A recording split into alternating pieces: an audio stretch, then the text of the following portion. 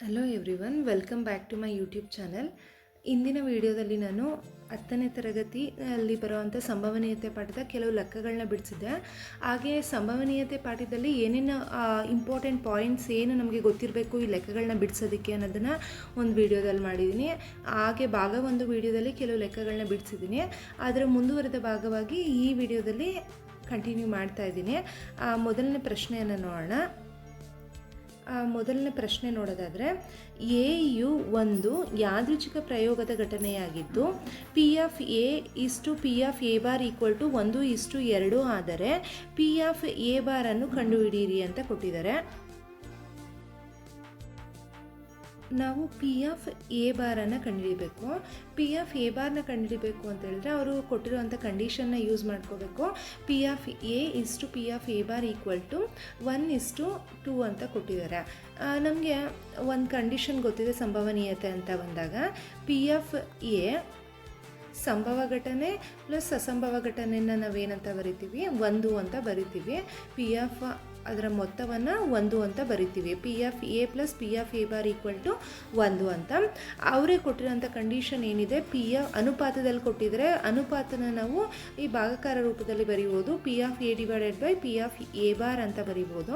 P of A ಮತ್ತು P of A bar ಅಂತ ಹೇಳಿದ್ರೆ ಇದನ್ನು 1/2 ಅಂತ ಬರಿಬೋದು. ಅವರು 1:2 ಅಂತ ಕೊಟ್ಟಿರೋದ್ರಿಂದ ನಾವು ಕಂಡುಹಿಡಿಬೇಕಾಗಿರೋವಂಥದ್ದು P of A bar. So ಇದನ್ನು ಹೊರೆ ಗುಣಕಾರ ಮಾಡೋಣ. ಇದು ಎರಡನ್ನು ಇದ್ರ ಜೊತೆ ಗುಣಿಸೋಣ. ಪಿ ಆಫ್ ಎ ಬಾರನ್ನು 1 ಜೊತೆ ಗುಣಿಸೋಣ. 2 into P of A, 2 into P of A equal to P of A bar ಆಯಿತು. ನಾವು ಕಂಡುಹಿಡಿಬೇಕಾಗಿರೋದು ಪಿ ಆಫ್ ಎ ಬಾರ್ ಆಗಿರೋದ್ರಿಂದ ಈ ಪಿ ಆಫ್ ಎನ ಹಾಗೆ ಇಟ್ಕೊಳ್ಳೋಣ. ಇದು P of A bar divided by 2 ಅಂತ ಬರೆಯೋಣ. ಇದನ್ನ ಹಾಗೆ ಇಟ್ಕೊಂಡಿದ್ರು ಆಗ್ತಾಯಿತ್ತು. ಹೊರೆ ಗುಣಕಾರ ಮಾಡ್ದೇ ಇದು ಪಿ ಆಫ್ ಎ ಬಾರ್ನ ಡೈರೆಕ್ಟಾಗಿ ಇಲ್ಲಿ ಗುಣಿಸಿನೂ ಕೂಡ ಬರಿಬೋದಿತ್ತು. ಸೊ ಇವಾಗ ನಮಗೆ ಪಿ ಆಫ್ ಎ ಅಂದರೆ ಏನು ಅಂತ ಗೊತ್ತಾಗಿದೆ. ಪಿ ಆಫ್ ಎ ಅಂತ ಹೇಳಿದ್ರೆ P of A bar divided by 2 ಅಂತ ಆಯಿತು. ಇವಾಗ ನಾವು ಪಿ ಆಫ್ ಎ ಏನಿದೆ ಅದನ್ನು ಈ ಪ್ಲೇಸಲ್ಲಿ ರೀಪ್ಲೇಸ್ ಮಾಡಬೇಕಾಗತ್ತೆ. ಪಿ ಆಫ್ ಎ ಅಂತ ಹೇಳಿದ್ರೆ P of A bar divided by 2 ಅಂತ. ಓಕೆ, ಲೆಕ್ಕವನ್ನು ಕಂಟಿನ್ಯೂ ಮಾಡ್ತಾ ಹೋಗೋಣ. ಇದನ್ನು ಎರೇಸ್ ಮಾಡಿಬಿಡ್ತೀನಿ. ಓಕೆ, ಪಿ ಆಫ್ ಎ ಅಂತ ಹೇಳಿದ್ರೆ ಆಲ್ರೆಡಿ ನಾವು ಕಂಡುಹಿಡ್ಕೊಂಡ್ವಿ. P of A bar divided by 2 ಅಂತ ಆಯಿತು. Plus P of A bar, ಇಲ್ಲಿ ಕೆಳಗಡೆ ಛೇದದಲ್ಲಿ ಏನೂ ಇಲ್ಲ ಅಂದರೆ ಒಂದಿದೆ ಅಂತ ಅರ್ಥ, ಈಕ್ವಲ್ ಟು 1. ಇಲ್ಲಿ 1 ಅಂತ ಯಾಕೆ ತೊಗೊಂಡಿದ್ದೀನಿ ಅಂತ ಅಂದರೆ ಲೆಕ್ಕ ಬಿಡಿಸೋದಕ್ಕೆ ಅರ್ಥ ಆಗಲಿಲ್ಲ ಅಂದರೆ ನಾವು ಈ ಥರ ಮಾಡ್ಕೊಂಡು ನಾವು ಲಾಸಹನ ಕಂಡುಹಿಡ್ಕೊಂಡು ಲೆಕ್ಕ ಬಿಡಿಸ್ತಾ ಹೋಗ್ಬೋದು. 2 ಮತ್ತು 1ಕ್ಕೆ ನಾವು ಲಾಸಹ ಕಂಡುಹಿಡ್ಕೊಂಡ್ರೆ 2 ಅಂತಲೇ ಸಿಗುತ್ತೆ. ಇವಾಗ ನಾವು ಈ 2 ಏನು ಬಂದಿದೆ ಇದನ್ನು ಇದಿಷ್ಟು ಸಂಖ್ಯೆಗೆ ಮತ್ತು ಈ ಸಂಖ್ಯೆಗೆ ನಾವು ಗುಣಿಸ್ಬೇಕಾಗತ್ತೆ.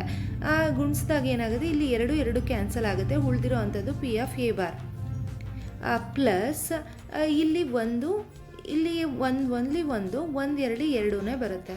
So 2 into P of A bar ಅಂದರೆ 2 into P of A bar ಆಯಿತು. ಈಕ್ವಲ್ ಟು ಈ 1 ಏನಿದೆ ಅದು ಹಾಗೆ ಇಟ್ಕೊಳ್ಳೋಣ. ಇದನ್ನು ಹೊರೆ ಗುಣಕಾರ ಮಾಡಿದ್ರೆ ಇಲ್ಲಿ P of A bar plus 2 into P of A bar equal to 2 into 1 ಅಂದರೆ 2 ಅಂತ ಆಯಿತು. ಅಂದರೆ ಈ ಹೊರೆ ಗುಣಕಾರ ಮಾಡ್ಕೊಂಡೇನೆ. ಇವಾಗ ಇಲ್ಲೂ ಪಿ ಆಫ್ ಎ ಬಾರ್ ಇದೆ, ಇಲ್ಲೂ ಪಿ ಆಫ್ ಎ ಬಾರ್ ಇದೆ. ಇಲ್ಲಿ 2 ಪಿ ಆಫ್ ಎ ಬಾರ್ ಇರೋದ್ರಿಂದ ಇದು 2 ಕೂಡಿದ್ರೆ ನಮಗೆ 2 ಇಲ್ಲಿ ಏನೂ ಇಲ್ಲ ಅಂದರೆ ಒಂದಿದೆ ಅಂತ ಅರ್ಥ. ಸೊ 2 + 1 ಅಂದರೆ 3 ಪಿ ಆಫ್ ಎ ಬಾರ್ ಆಯಿತು, ಈಕ್ವಲ್ ಟು 2. ಇವಾಗ ಪಿ ಆಫ್ ಎ ಬಾರ್ ಹಾಗೆ ಇಟ್ಕೊಳ್ಳೋಣ. ನಾವು ಕಂಡುಹಿಡಬೇಕಾಗಿರುವಂಥದ್ದು ಪಿ ಆಫ್ ಎ ಬಾರ್, ಅದರಿಂದ ಹಾಗೆ ಇಟ್ಕೊಳ್ಳೋಣ. ಈ 2 ಈ 3 ಹೊರೆ ಗುಣಕಾರ ಮಾಡಿದ್ರೆ ಡಿವೈಡೆಡ್ ಬೈ 3 ಅಂತ ಬರುತ್ತೆ. ಸೊ ಇದಕ್ಕೆ ಉತ್ತರ ನಮಗೆ 2/3 ಅಂತ ಆಯಿತು. ಓಕೆ, ಇನ್ನು ಮುಂದಿನ ಪ್ರಶ್ನೆಯನ್ನು ನೋಡೋಣ. ಮುಂದಿನ ಪ್ರಶ್ನೆಯನ್ನು ನೋಡೋದಾದರೆ ಮುಂದಿನ ಪ್ರಶ್ನೆಯಲ್ಲಿ ಏನು ಕೊಟ್ಟಿದ್ದಾರೆ, 1ರಿಂದ 6ರವರೆಗಿನ ಸಂಖ್ಯೆಗಳನ್ನು ನಮೂದಿಸಿರುವ 2 ಘನಾಕೃತಿಯ ದಾಳಗಳನ್ನು ಏಕಕಾಲದಲ್ಲಿ ಉರುಳಿಸಿದಾಗ ಮೇಲೆ ಬರುವ ಮುಖಗಳ ಸಂಖ್ಯೆಗಳ ಮೊತ್ತ 7ಕ್ಕಿಂತ ಇರುವ ಸಂಭವನೀಯತೆಯನ್ನು ಕಂಡುಹಿಡಿಯಿರಿ. ಮೊತ್ತ ಏನಾಗಿರಬೇಕು, 7ಕ್ಕಿಂತ ಹೆಚ್ಚಾಗಿರಬೇಕು ಅಂತ ಕೊಟ್ಟಿದ್ದಾರೆ. ಸೊ ಈ ಲೆಕ್ಕವನ್ನು ಬಿಡಿಸ್ಬೇಕಾದ್ರೆ ನಾನು ಹಿಂದೆ ವೀಡಿಯೋಗಳಲ್ಲಿ ಮೊದಲು ಒಂದು ವಿಡಿಯೋ ಮಾಡಿದ್ದೀನಿ ಸಂಭವನೀಯತೆ ಪಡೆದಲ್ಲೇ. ಈ ರೀತಿ ಒಂದು ದಾಳ ಇದ್ದರೆ ಏನು ಬರಿಬೇಕು, 2 ದಾಳ ಇದ್ದರೆ ಏನು ಬರಿಬೇಕು ಅಂತ ಅದರಲ್ಲಿ ನೋಡಿದ್ರೆ ಡೀಟೇಲಾಗಿ ಗೊತ್ತಾಗುತ್ತೆ. ಇಲ್ಲೂ ಹೇಳ್ತೀನಿ. ಈಗ ಒಂದು ದಾಳ ಅಂತ ಹೇಳಿದ್ರೆ ನಮಗೆ 1ರಿಂದ 6ವರೆಗೆ ಅದರಲ್ಲಿ ಸಂಖ್ಯೆಗಳಿರುತ್ತೆ. ಅಂದರೆ ಡೈಸ್ ಯೂಸ್ ಮಾಡ್ತೀವಲ್ವ ಹಾವು ಏಣಿ ಆಡೋದಕ್ಕೆ, ಅದಕ್ಕೆಲ್ಲ ಅದರಲ್ಲಿ 6ವರೆಗೆ ಸಂಖ್ಯೆ ಚುಕ್ಕೆಗಳು ಕೊಟ್ಟಿರ್ತಾರೆ. ಒಂದು ಚುಕ್ಕೆ ಕೊಟ್ಟಿರ್ತಾರೆ. ಇನ್ನು ಒಂದರಲ್ಲೇ ಆ ಬಾಕ್ಸ್ ಥರ ಇರುತ್ತಲ್ವ, ಇದರಲ್ಲಿ ಹೀಗಿರುತ್ತೆ, ಅಂದರೆ ಈಗ ಬಂದಿರುತ್ತೆ. ಇಲ್ಲಿ ಚುಕ್ಕೆಗಳು ಕೊಟ್ಟಿರ್ತಾರೆ. ಒಂದು ಮೇಲ್ಗಡೆ ಒಂದಿರುತ್ತೆ, ಇನ್ನೊಂದು ಈ ಕಡೆ ಸೈಡ್ 2 ಇರುತ್ತೆ, ಇಲ್ಲಿ 3 ಇರುತ್ತೆ, ಹಿಂದೆಗಡೆ 4 ಇರುತ್ತೆ. ಈ ರೀತಿ 6 ಸಂಖ್ಯೆ ವರ್ಗೂ ಅಲ್ಲಿ ಕೊಟ್ಟಿರ್ತಾರೆ.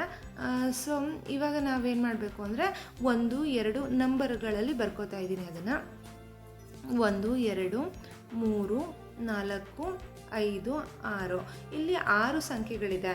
ಅದ್ರ ಜೊತೆಗೆ ಏನು ಕೇಳಿದರೆ 2 ಘನಾಕೃತಿಗಳು, 2 ಘನಾಕೃತಿಯ ದಾಳ ಅಂದರೆ 2 ದಾಳವನ್ನು ಒಟ್ಟಿಗೆ ಬಿಡೋದು.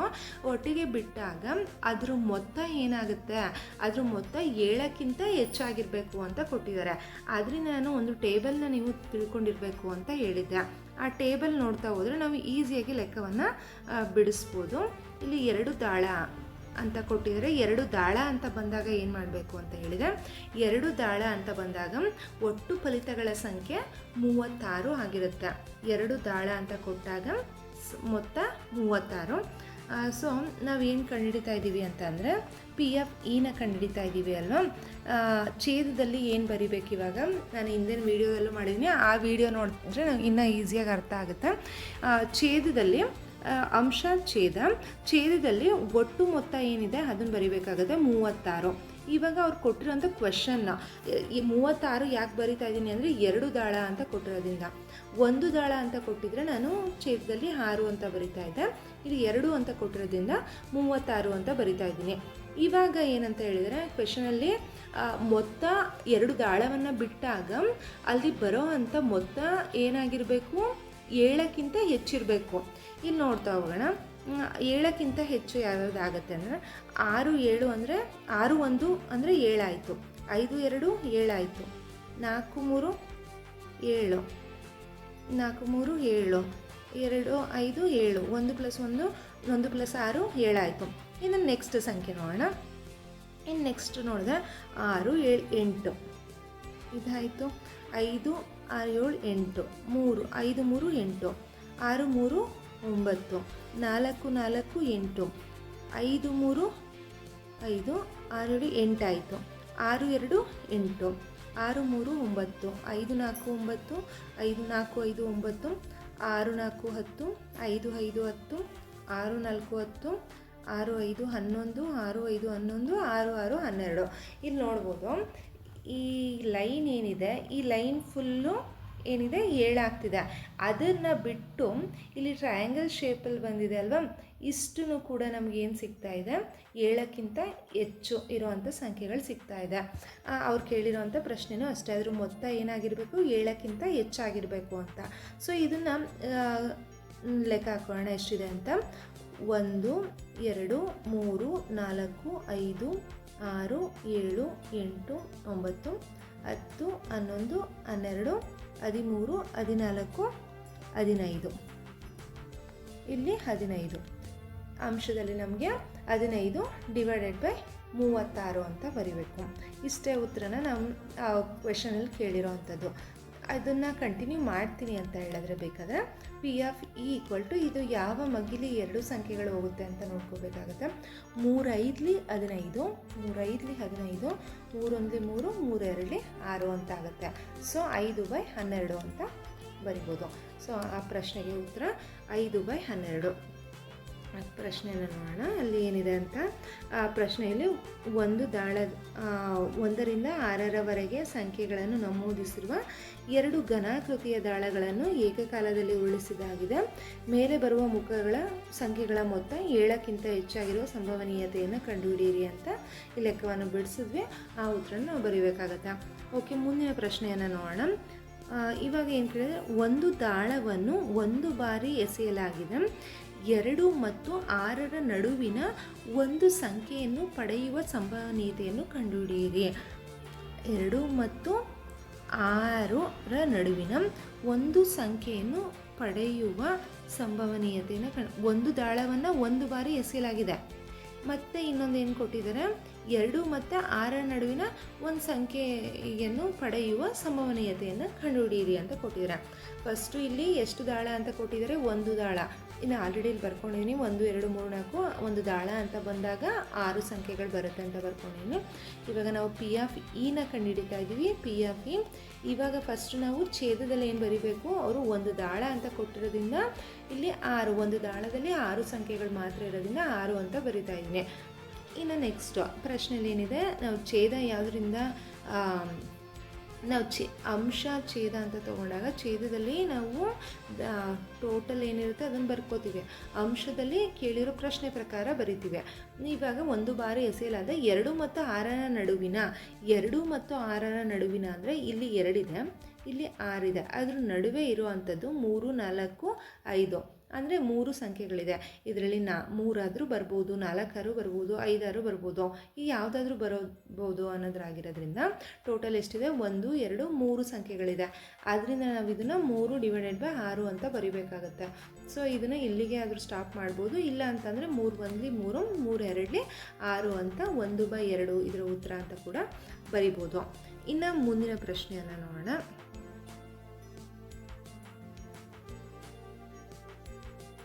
ಇನ್ನು ಮುಂದಿನ ಪ್ರಶ್ನೆಯನ್ನು ನೋಡೋದಾದರೆ, ಮುಂದಿನ ಪ್ರಶ್ನೆಯಲ್ಲಿ 1 ರಿಂದ 6ರವರೆಗಿನ ಸಂಖ್ಯೆಗಳ ಮುಖದ ಮೇಲೆ ನಮೂದಿಸಿರುವ ಘನಾಕೃತಿಯ ದಾಳವನ್ನು ಒಂದು ಬಾರಿ ಉರುಳಿಸಿದೆ. ಸೇಮ್ ಅದೇ ರೀತಿ ಕ್ವಶನ್ ಕೊಟ್ಟಿದ್ದಾರೆ. ಏನು, 1 2 3 4 5 6 ಸಂಖ್ಯೆಗಳಿದೆ. ಯಾವುದ್ರ ಮೇಲೆ, ಒಂದು ದಾಳದಲ್ಲಿ ಆಯ್ತಲ್ವ, ಉರುಳಿಸಿದೆ, ಅದನ್ನು ಒಂದು ಬಾರಿ ಉರುಳಿಸಿದೆ ಅಂತ. ಒಂದು ಬಾರಿ ಅಂತ ಕೊಟ್ಟ ತಕ್ಷಣ ನಾವು ಏನಂತ ಬರೀಬೋದು, ಛೇದದಲ್ಲಿ 6 ಅಂತ ಬರೀಬೋದು. ಇವಾಗ ಉರುಳಿಸಿದೆ, ಒಂದು ಪೂರ್ಣ ವರ್ಗ ಸಂಖ್ಯೆಯನ್ನು ಮೇಲ್ಮುಖದಲ್ಲಿ ಪಡೆಯುವ ಸಂಭವನೀಯತೆಯನ್ನು ಕಂಡುಹಿಡಿಯಿರಿ ಅಂತ ಕೊಟ್ಟಿದ್ದಾರೆ. ಪೂರ್ಣ ವರ್ಗ ಸಂಖ್ಯೆ ಕ್ವೆಶನಲ್ಲಿ ಏನು ಕೊಟ್ಟಿದ್ದಾರೆ, ಪೂರ್ಣ ವರ್ಗ ಸಂಖ್ಯೆ. ಪೂರ್ಣ ವರ್ಗ ಸಂಖ್ಯೆ ಅಂದರೆ ನಮಗೆ ವರ್ಗ ಸಂಖ್ಯೆಗಳು ಕೂಡ ನಮಗೆ ಗೊತ್ತಿರಬೇಕು. ಒಂದು ಪೂರ್ಣ ವರ್ಗ ಸಂಖ್ಯೆ ಅಂತ ಹೇಳಿದ್ರೆ ನಾನು ಇಲ್ಲಿ ಬರೀತೀನಿ, ನೋಡ್ಬೋದು. ಇಲ್ಲಿ 1 ಸ್ಕ್ವೇರ್ ಅಂತ ಹೇಳಿದ್ರೆ ನಾವು 1 ಅಂತಲೇ ಹೇಳ್ತೀವಿ. 2 ಸ್ಕ್ವೇರ್ ಅಂತ ಹೇಳಿದ್ರೆ 2 2 4, 3 ಸ್ಕ್ವೇರ್ ಅಂದರೆ 3 3 9, 4 ಸ್ಕ್ವೇರ್ ಅಂದರೆ 4 4 16, 5 ಸ್ಕ್ವೇರ್ ಅಂದರೆ 5 5 25. ಇವಾಗ ನಾನು 5ವರೆಗೆ ತೊಗೊಂಡಿದ್ದೀನಿ. ಯಾಕೆ ಅಂತ ಹೇಳಿದ್ರೆ ಜಾಸ್ತಿ ಏನು ಬೇಕಾಗಿಲ್ಲ. ಇಲ್ಲಿ 1 ರಿಂದ 6 ಸಂಖ್ಯೆವರೆಗೆ ಮಾತ್ರ ಇರೋದ್ರಿಂದ, 1 ರಿಂದ 6 ಸಂಖ್ಯೆಗಳವರೆಗೆ ಮಾತ್ರ ಬರೋದ್ರಿಂದ ಇದರಲ್ಲಿ ಬರೋ ಪೂರ್ಣ ಸಂಖ್ಯೆ ನೋಡಬೇಕಾಗಿದೆ. ಕ್ವಶನಲ್ಲಿ ನೋಡಿ, ಏನಂದರೆ 1 ರಿಂದ 6ರವರೆಗೆ ಸಂಖ್ಯೆಗಳ ಮುಖಗಳ ಮೇಲೆ ನಮೂದಿಸಿರುವ ಘನಾಕೃತಿಯ ದಾಳವನ್ನು ಒಂದು ಬಾರಿ ಉರುಳಿಸಿದಾಗ ಅಂತ ಕೊಟ್ಟಿರೋದ್ರಿಂದ ಇಲ್ಲಿ 6 ಅಂತ ಬರ್ಕೊಂಡಿದ್ದೀನಿ. ಮತ್ತು ಇಲ್ಲಿ ಒಂದು ಪೂರ್ಣ ವರ್ಗ ಸಂಖ್ಯೆಯನ್ನು ಮೇಲ್ಮುಖದಲ್ಲಿ ಪಡೆದಿರುವ, ಇಲ್ಲಿ ವರ್ಗ ಸಂಖ್ಯೆಗಳು ಯಾವ್ಯಾವುದು ಅಂತ ಹೇಳಿದ್ರೆ ಇಲ್ಲಿ 1 4 9 16 25 ಈ ಸಂಖ್ಯೆಗಳು ಏನು ಬರ್ತಾ ಹೋಗುತ್ತೆ ಇವುಗಳನ್ನು ನಾವು ಪೂರ್ಣ ವರ್ಗ ಸಂಖ್ಯೆಗಳು ಅಂತ ಕೇಳ್ತೀವಿ. ಇದರಲ್ಲಿ ಈಗ ನಮಗೆ ದಾಳದಲ್ಲಿ 1 ರಿಂದ 6 ಮಾತ್ರ ಇರೋದು. ಇದರಲ್ಲಿ ಯಾವ್ಯಾವುದು ಪೂರ್ಣ ಸಂಖ್ಯೆಗಳಿದೆ ಅಂತ ನೋಡೋಣ. ಇಲ್ಲಿ 1 ಇದೆ, ಇಲ್ಲಿ 1 ಪೂರ್ಣ ಸಂಖ್ಯೆ, ಇಲ್ಲಿ 4 ಇದೆ, ಇದು ಕೂಡ ಪೂರ್ಣ ಸಂಖ್ಯೆ. ಅದಾದಮೇಲೆ ಏನಿದೆ, 9 ಇದೆ, 9 ಇಲ್ಲಿ ಇಲ್ಲ. ಅದರಿಂದ 9 16 25 ಇದು ಯಾವ ಸಂಖ್ಯೆನೂ ಇಲ್ಲಿ ಬಂದಿಲ್ಲ. ಆದ್ದರಿಂದ ನಾವು ಇಲ್ಲಿ ಈ ದಾಳ ಅಂತ ತೊಗೊಂಡಾಗ ಇದರಲ್ಲಿ ಈ 2 ಸಂಖ್ಯೆಗಳು ಮಾತ್ರ ಪೂರ್ಣ ಸಂಖ್ಯೆಗಳು ನಮಗೆ ಸಿಗ್ತಾ ಇರೋದು. ಸೊ 1 ಮತ್ತು 4 ಇರೋದ್ರಿಂದ 2 ಸಂಖ್ಯೆಗಳು ಮಾತ್ರ ನಮಗೆ ಪೂರ್ಣ ಸಂಖ್ಯೆಗಳು ಸಿಗ್ತಾ ಇದೆ. ಪೂರ್ಣ ವರ್ಗ ಸಂಖ್ಯೆಗಳು, ಬರೀ ಪೂರ್ಣ ಸಂಖ್ಯೆಗಳಲ್ಲ, ಪೂರ್ಣ ವರ್ಗ ಸಂಖ್ಯೆಗಳು. ಸೊ 1 ಮತ್ತು 2 ಅಂತ ಬರಿಬೇಕಾಗತ್ತೆ. ಸೊ ಇದನ್ನು 2 1 2 2 3 6 ಅಂತ ಬರಿಬೋದು. ಪಿ ಆಫ್ ಇ = 1/3 ಇದರ ಉತ್ತರ ಆಗಿರುತ್ತೆ. ಓಕೆ, ಇನ್ನು ಮುಂದಿನ ಪ್ರಶ್ನೆಯನ್ನು ನೋಡೋಣ. ಮುಂದಿನ ಪ್ರಶ್ನೆಯನ್ನು ನೋಡೋದಾದರೆ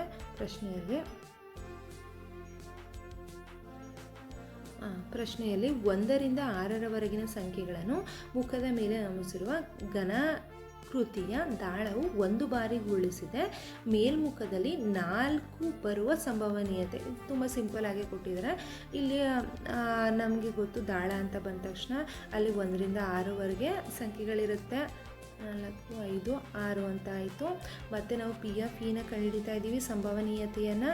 ಸೊ ಪಿ ಆಫ್ ಇ ಛೇದದಲ್ಲಿ ಏನು ಬರಿತೀವಿ, ಘನಾಕೃತಿ ದಾಳ ಅಂತ ಕೊಟ್ಟಿರೋದ್ರಿಂದ 6 ಅಂತ ಆಯಿತು.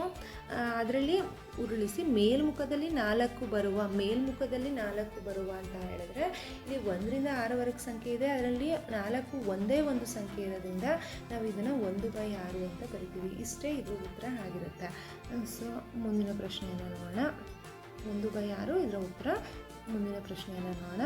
ಮುಂದಿನ ಪ್ರಶ್ನೆಯನ್ನು ನೋಡೋದಾದರೆ ಇದರಲ್ಲಿ ಏನು ಕೊಟ್ಟಿದ್ದಾರೆ, 1ರಿಂದ 6ರವರೆಗಿನ ಸಂಖ್ಯೆಗಳ ಮುಖದ ಮೇಲೆ ನಮೂದಿಸಿರುವ ಘನಾಕೃತಿಯ ದಾಳವನ್ನು ಒಂದು ಬಾರಿ ಉರುಳಿಸಿದೆ. ಫಸ್ಟು ಕ್ವಶನ್ ಏನಿದೆ ಅದನ್ನು ಬರ್ಕೊಂಡು ನಾವು ಛೇದದಲ್ಲಿ ಏನು ಬರೀಬೇಕು ಅದನ್ನು ಬರ್ಕೊಬಿಡ್ಬೇಕು. ಈ ರೀತಿ ಪ್ರಶ್ನೆಗಳು ಜಾಸ್ತಿ ಎಕ್ಸಾಮಲ್ಲಿ ಕೇಳ್ತಾರೆ. ಸಬ್ ಕ್ವೆಶನ್ಸ್ ಇರೋ ಥರ ಇದನ್ನು 6 ಮಾರ್ಕ್ಸ್ ಕೇಳ್ತಾರೆ, 3 ಮಾರ್ಕ್ಸ್ ಕ್ವೆಶನ್ ಕೇಳ್ತಾರೆ. ಈಗ ಪಿ ಆಫ್ ಇ ಏನಿದೆ ಇದನ್ನು ಅವರು 1ರಿಂದ 6 ಸಂಖ್ಯೆವರೆಗೆ ಮುಖದ ಮೇಲೆ ನಮೂದಿಸಿರುವ ಘನಾಕೃತಿಯ ದಾಳ ಅಂತ ಕೊಟ್ಟಿದ್ದಾರೆ. ದಾಳ ಆಗಿರೋದ್ರಿಂದ 1ರಿಂದ 6 ಆಯಿತು. ಮತ್ತು ಅವರೇ ಕೊಟ್ಟಿದ್ದಾರೆ 1ರಿಂದ 6ರವರೆಗೆ ಅಂತ. ಸೊ ಟೋಟಲ್ 6 ಇದೆ. ಅದು ಒಂದು ಬಾರಿ ಅಂತ ಕೊಟ್ಟಿರೋದ್ರಿಂದ ಇಲ್ಲಿ 6 ಅಂತ ಬರೆದಿದ್ದೀನಿ. ಅದಾದಮೇಲೆ ಈ ಕೆಳಗಿನ ಘಟನೆಯ ಸಂಭವನೀಯತೆಯನ್ನು ಕಂಡುಹಿಡಿಯಿರಿ. ಇವಾಗ ಅವರು ಒಂದೊಂದು ಘಟನೆ ಸಬ್ ಕ್ವಶನ್ಸ್ ಕೊಟ್ಟಿದ್ದಾರೆ. ಇಲ್ಲಿ ಒಂದೇ ಕ್ವಶನ್ ಇರ್ತಾಯಿತ್ತು, ಇಲ್ಲಿ 2 ಪ್ರಶ್ನೆಗಳು ಬಂದಿದೆ ಒಂದೇ ಮೇನ್ ಕ್ವಶನ್ಗೆ. ಇವಾಗ ನಾವು ಸಮಸಂಖ್ಯೆ ಅಂತ ಕೊಟ್ಟಿದ್ದಾರೆ. ನಮಗೆ ಗೊತ್ತಿದೆ ಸಮಸಂಖ್ಯೆಗಳು ಯಾವ್ಯಾವುದು ಅಂತ. ಸೊ 2 ಸಮಸಂಖ್ಯೆ, 4 ಸಮಸಂಖ್ಯೆ, 6 ಸಮಸಂಖ್ಯೆ. ಅದು ಅವ್ರು ಕೊಟ್ಟಿರೋಂಥ ದಾಳದಲ್ಲಿರೋವಂಥ ಸಂಖ್ಯೆಗಳಲ್ಲಿ ಸಮಸಂಖ್ಯೆ ಯಾವುದು ಅನ್ನೋದನ್ನು ನಾವು ನೋಡಬೇಕಾಗುತ್ತೆ. 2, 4, 6 ಸಮಸಂಖ್ಯೆಗಳು. ಸೊ ಇದರಲ್ಲಿ ಎಷ್ಟಾಯಿತು, 1, 2, 3. ನಮಗೆ 3 ಸಮಸಂಖ್ಯೆಗಳು ಸಿಕ್ಕಿದೆ. ಆದ್ದರಿಂದ ಇಲ್ಲಿ ಉತ್ತರ ನಾವು 3 ಅಂತ ಬರಿಬೇಕಾಗುತ್ತೆ. 3/6 ಆಯಿತು. ಸೊ 3 1 3, 3 2 6. ಸೊ 1/2. ಇದು ಯಾವ ಕ್ವೆಶನ್ಗೆ ಎ ಅಂತ ಇದೆ ಅಲ್ವಾ, ಈ ಕ್ವೆಶನ್ಗೆ ಸಮಸಂಖ್ಯೆಗಳು ಅಂತ ಕೊಟ್ಟರೆ ಸಂಭವನೀಯತೆ ಕಂಡುಹಿಡಿದಿರೋದು 1/2 ಅಂತ ಆಯಿತು. ನೆಕ್ಸ್ಟ್ ಇನ್ನೂ ಒಂದು ಕ್ವೆಶನ್ ಕೊಟ್ಟಿದ್ದಾರೆ. ಅದರಲ್ಲಿ ಬೆಸ ಸಂಖ್ಯೆ ಏನು ಕ್ವೆಶನ್ ಕೊಟ್ಟಿದ್ದಾರೆ ಅಂತ ನೋಡೋಣ. ಒಂದು ವರ್ಗ ಸಂಖ್ಯೆ ಆಗದಿರುವ ಸಂಭವನೀಯತೆಯನ್ನು ಕಂಡುಹಿಡಿಯಿರಿ. ಹಿಂದೆ ಕ್ವೆಶನ್ಸಲ್ಲಿ ವರ್ಗ ಸಂಖ್ಯೆ ಆಗಿರುವ, ಪೂರ್ಣ ಸಂಖ್ಯೆ ಆಗಿರುವ ಈ ರೀತಿ ಕೊಟ್ಟಿದ್ರು. ಇದರಲ್ಲಿ ವರ್ಗ ಸಂಖ್ಯೆ ಆಗದಿರುವ ಅಂತ ಕೇಳಿದ್ದಾರೆ. ಆಗದಿರುವ ಅಂತ ಕೊಟ್ಟಿರೋದ್ರಿಂದ ಇದರಲ್ಲಿ ವರ್ಗ ಸಂಖ್ಯೆ ಯಾವುದು ಅಂತ ನಾವು ನೋಡ್ಕೋಬೇಕಾಗುತ್ತೆ. ನಾನು ಆಲ್ರೆಡಿ ಹೇಳಿದೆ ಆವಾಗಲೇ. 1 ಸ್ಕ್ವೇರ್ ಅಂತ ಅಂದರೆ 1, 2 ಸ್ಕ್ವೇರ್ ಅಂದರೆ 4, 3 ಸ್ಕ್ವೇರ್ ಅಂದರೆ 9. ಈ ರೀತಿ ಇಲ್ಲಿ 4 ಒಂದು ವರ್ಗ ಸಂಖ್ಯೆ ಆಗುತ್ತೆ, 1 ಕೂಡ ವರ್ಗ ಸಂಖ್ಯೆ ಆಗುತ್ತೆ. ಅದು ಬಿಟ್ಟು ಅವ್ರು ಕೇಳಿರೋದು ಒಂದು ವರ್ಗ ಸಂಖ್ಯೆ ಆಗದಿರುವ. ಇಲ್ಲಿ 1, 4 ವರ್ಗ ಸಂಖ್ಯೆ ಆಗ್ತಾ ಇದೆ ಅಂತ ಹೇಳಿದ್ರೆ ಮಿಕ್ಕಿರೋ ಅಂಥದ್ದೆಲ್ಲ ವರ್ಗ ಸಂಖ್ಯೆ ಆಗೋದಿಲ್ಲ. ಸೊ ಅವುಗಳನ್ನ ನಾವು ವರ್ಗ ಸಂಖ್ಯೆ ಅಲ್ಲ ಅಂತ ತಗೋಬೋದು. ಯಾವ್ಯಾವುದು, 2, 3, 5, 6 ವರ್ಗ ಸಂಖ್ಯೆಗಳೆಲ್ಲ. ಸೊ ಇವಾಗ ನಾವು ಏನು ಮಾಡೋಣ, ಅಂಶದಲ್ಲಿ ಛೇದದಲ್ಲಿ ಏನು ಬರಿಬೇಕು, 6 ಅಂತ ಬರ್ಕೋತೀವಿ. ಅಂಶದಲ್ಲಿ 1, 2, 3, 4 ಸಂಖ್ಯೆಗಳು ಏನಾಗಿದೆ, ವರ್ಗ ಸಂಖ್ಯೆಗಳಾಗಿಲ್ಲ. ಅದರಿಂದ 4/6 ಅಂತ ಬರ್ಕೊಂಡಿದ್ದೀನಿ. ಇವಾಗ 2 2 4, 2 3 6. ಸೊ 2/3 ಇದರ ಉತ್ತರ ಆಗಿತ್ತು, ಉತ್ತರ ಆಗಿದೆ. ಇನ್ನು ಮುಂದಿನ ಪ್ರಶ್ನೆಯನ್ನು ನೋಡೋಣ. ಮುಂದಿನ ಪ್ರಶ್ನೆಯನ್ನು ನೋಡೋದಾದರೆ ಮುಂದಿನ ಪ್ರಶ್ನೆಯಲ್ಲಿ ಏನು ಕೊಟ್ಟಿದ್ದಾರೆ, 2 ನಾಣ್ಯಗಳನ್ನು ಜೊತೆಯಾಗಿ ಚಿಮ್ಮಿಸಲಾಗಿದೆ. ಕನಿಷ್ಠ ಒಂದು ಪುಚ್ಚವನ್ನು ಪಡೆಯುವ ಸಂಭವನೀಯತೆಯನ್ನು ಕಂಡುಹಿಡಿಯಿರಿ. ಈ ನಾಣ್ಯದ ಬಗ್ಗೆನೂ ನಾನು ಹಿಂದೆ ವಿಡಿಯೋಗಳಲ್ಲಿ ಹೇಳಿದ್ದೀನಿ ಹೇಗೆ ಮಾಡಬೇಕು ಅಂತ. ಇಲ್ಲಿ 2 ನಾಣ್ಯ ಅಂತ ಕೊಟ್ಟಿದ್ದಾರೆ. 2 ನಾಣ್ಯ ಒಂದು ನೆನ್ಪಿಟ್ಕೊಳ್ಳಿ ಅಂತ ಹೇಳಿದ್ದೆ ಹಿಂದಿನ ವಿಡಿಯೋದಲ್ಲಿ. 2ರ ಘಾತ ನಾಣ್ಯ ಅಂತ ಬಂದ ತಕ್ಷಣ 2ರ ಘಾತ n ಅಂತ ನೆನ್ಪಿಟ್ಕೋಬೇಕು. ಇಲ್ಲಿ ಪಿ ಆಫ್ ಇ = ಛೇದದಲ್ಲಿ ಬರೆಯೋದಕ್ಕೆ 2ರ ಘಾತ n ಅಂದರೆ ಇಲ್ಲಿ ನಾಣ್ಯ ಎಷ್ಟು ಕೊಟ್ಟಿದ್ದಾರೆ, 2 ಅಂತ ಕೊಟ್ಟಿದ್ದಾರೆ. ಸೊ 2ರ ಘಾತ 2 ಅಂದರೆ 2 × 2 = 4 ಅಂತ ಆಯಿತು. ಛೇದದಲ್ಲಿ ನಾವು 4 ಅಂತ ಬರಿಬೇಕಾಗತ್ತೆ. ಇವಾಗ ಕನಿಷ್ಠ ಒಂದು ಪುಚ್ಚವನ್ನು ಪಡೆಯುವ ಸಂಭವನೀಯತೆ ಅಂದರೆ 2 ನಾಣ್ಯವನ್ನು ಒಟ್ಟಿಗೆ ಚಿಮ್ಮಿಸಿದಾಗ ಏನೇನು ಬರುತ್ತೆ, 4 ಸಂಭವನೀಯತೆ ಬರೋ ಚಾನ್ಸ್ ಇದೆ. ಯಾವ್ಯಾವುದು? ಒಂದು ಸಲ ಎರಡು ನಾಣ್ಯವನ್ನು ಒಂದು ಸಲ ಚಿಮ್ಮಿಸಿದಾಗ ಅದರಲ್ಲಿ ಎರಡರಲ್ಲೂ ಎಡ್ ಬರ್ಬೋದು, ಅಥವಾ ಒಂದರಲ್ಲಿ ಎಡ್ ಬಂದು ಇನ್ನು ಒಂದರಲ್ಲಿ ಟೇಲ್ ಬರ್ಬೋದು. ಹಾಗೆಯೇ ಮೊದಲನೇ ಕಾಯಿನಲ್ಲಿ ಟೇಲ್ ಬಂದು ಇನ್ನೊಂದರಲ್ಲಿ ಎಡ್ ಬರ್ಬೋದು, ಅಥವಾ ಎರಡರಲ್ಲೂ ಟೇಲ್ ಬರ್ಬೋದು. ಒಂದು ನೆನಪಿರಲಿ, ಎಡ್ ಅಂದರೆ ಶಿರ, ಟೇಲ್ ಅಂದರೆ ಪುಚ್ಚ ಅಂತ. ಇವಾಗ ಏನು ಕೊಟ್ಟಿದ್ದಾರೆ? 2 ನಾಣ್ಯಗಳನ್ನು ಜೊತೆಯಾಗಿ ಚಿಮ್ಮಿಸಲಾಗಿದೆ. ಕನಿಷ್ಠ ಒಂದು ಪುಚ್ಚವನ್ನು ಪಡೆಯುವ, ಕನಿಷ್ಠ ಒಂದು ಪುಚ್ಚ ಬಂದಿರಬೇಕು ಅಂತ ಹೇಳಿದ್ದಾರೆ. ಒಂದು ಪುಚ್ಚ ಬಂದಿರೋವಂಥದ್ದು, ಇದರಲ್ಲಿ ಒಂದು ಪುಚ್ಚ ಇದೆ, ಇದರಲ್ಲೂ ಒಂದು ಪುಚ್ಚ ಇದೆ, ಇದರಲ್ಲಿ 2 ಹೆಡ್ ಆಗಿಬಿಟ್ಟಿದೆ, ಇದರಲ್ಲಿ 2 ಟೇಲ್ ಆಗಿಬಿಟ್ಟಿದೆ. ಸೊ ಈ 2 1 2 ಇವೆರಡರಲ್ಲಿ ಮಾತ್ರ ಒಂದು ಪುಚ್ಚ ಬಂದಿರೋದು. ಸೊ ಅದಕ್ಕೆ ನಾವು 2 ಅಂತ ಬರೀಬೇಕಾಗುತ್ತೆ.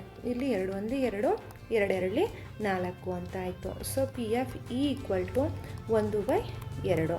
ಇದರ ಉತ್ತರ 1/2 ಅಂತ ಆಯಿತು. ಇನ್ನು ಮುಂದಿನ ಪ್ರಶ್ನೆಯನ್ನು ನೋಡೋದಾದರೆ ಮುಂದಿನ ಪ್ರಶ್ನೆಯಲ್ಲೇ ಒಂದು ಬುಟ್ಟಿಯಲ್ಲಿ 36 ಮಾವಿನ ಹಣ್ಣುಗಳಿವೆ. First P(E) ಬರ್ಕೊಳ್ಳೋಣ. P(E) ಅವರೇ ಏನು ಕೊಟ್ಬಿಟ್ಟಿದ್ದಾರೆ? ಟೋಟಲ್ 36 ಹಣ್ಣಿದೆ ಅಂತ ಕೊಟ್ಬಿಟ್ಟಿದ್ದಾರೆ.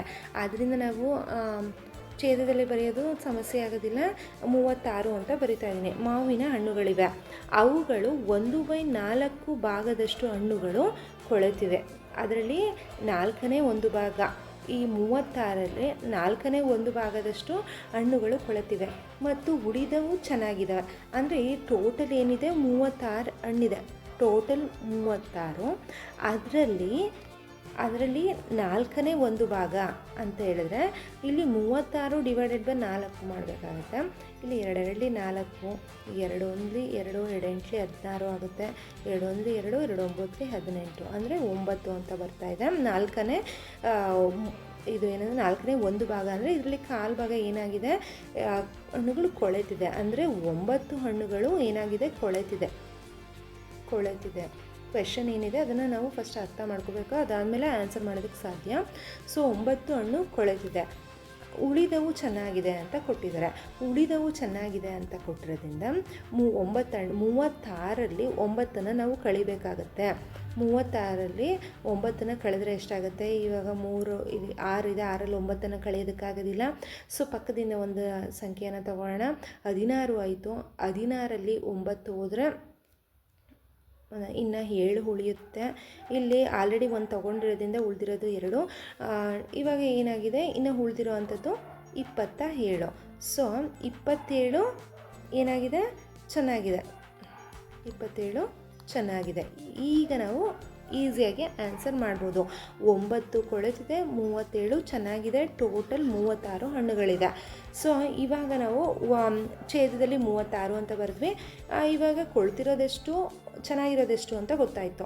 ಇವಾಗ ಪ್ರಶ್ನೆ ನೋಡೋಣ. ಬುಟ್ಟಿಯಿಂದ ಯಾದೃಚ್ಛಿಕವಾಗಿ ಒಂದು ಮಾವಿನ ಹಣ್ಣನ್ನು ಹೊರತೆಗೆದಾಗ ಅದು ಚೆನ್ನಾಗಿರುವ ಸಂಭವನೀಯತೆಯನ್ನು ಕಂಡುಹಿಡಿಯಿರಿ ಅಂತ ಕೊಟ್ಟಿದ್ದಾರೆ.